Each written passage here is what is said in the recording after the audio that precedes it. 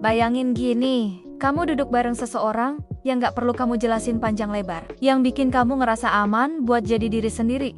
Bahkan versi diri yang lagi berantakan sekalipun. Ada momen ketika kamu ngobrol, atau cuma saling tatap tanpa banyak kata.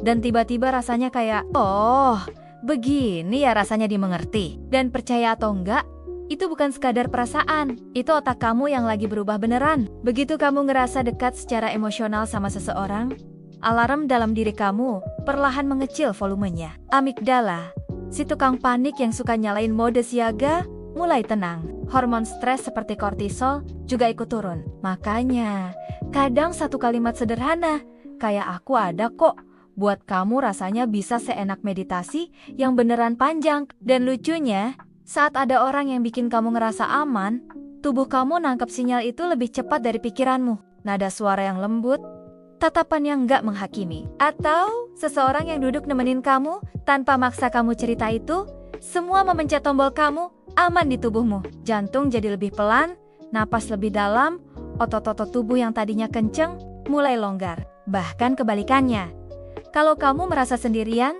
atau terus-terusan konflik, tubuh bisa betah banget di mode waspada, bikin tidur susah, fokus buyar, dan badan gampang sakit. Yang lebih seru lagi, kedekatan emosional itu ngasih bonus paket hormon bahagia, oksitosin, dopamin, serotonin, semua keluar barengan, kayak tim sorak-sorai di otak kamu. Ini alasan kenapa curhat panjang setelah hari yang berat bisa bikin kamu pulang dengan kepala yang lebih ringan. Setiap momen koneksi kecil, sekecil apapun, sebenarnya bikin kamu lebih tangguh menghadapi stres dan lebih stabil secara emosional. Dan pernah nggak kamu ngerasain, waktu kamu cerita ke seseorang yang beneran peduli, pikiran kamu jadi lebih rapi? Kayak tiba-tiba, kamu bisa lihat masalahmu dari sudut yang lebih jernih. Itu karena prefrontal cortex, bagian otak yang ngatur keputusan dan emosi, lagi nyala terang. Hadirnya seseorang yang mendengarkan tanpa enjudge, bikin otakmu bekerja lebih baik dalam memahami apa yang kamu rasakan.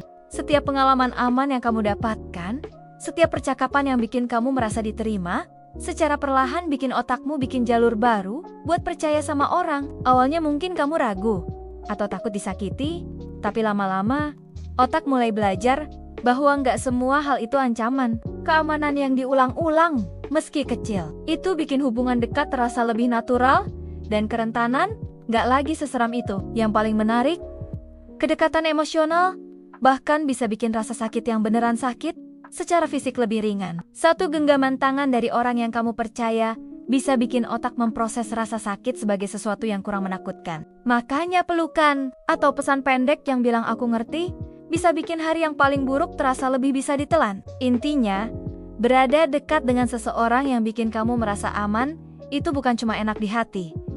Itu bikin otak kamu tumbuh. Kamu jadi lebih berani, lebih gampang bangkit dari jatuh, lebih percaya diri buat ambil langkah baru. Emotional intimacy bukan bikin kamu bergantung.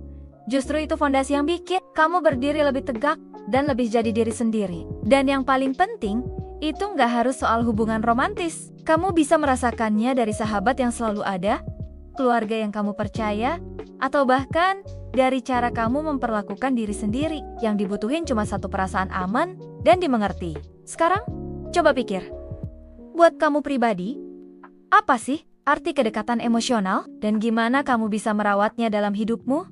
Bahkan kalau kamu lagi nggak punya pasangan, tulis pendapatmu di kolom komentar. Siapa tahu orang lain juga ngerasain hal yang sama. Jangan lupa like, share, dan subscribe biar kamu nggak ketinggalan video lainnya. Makasih udah nonton, dan sampai ketemu di video selanjutnya.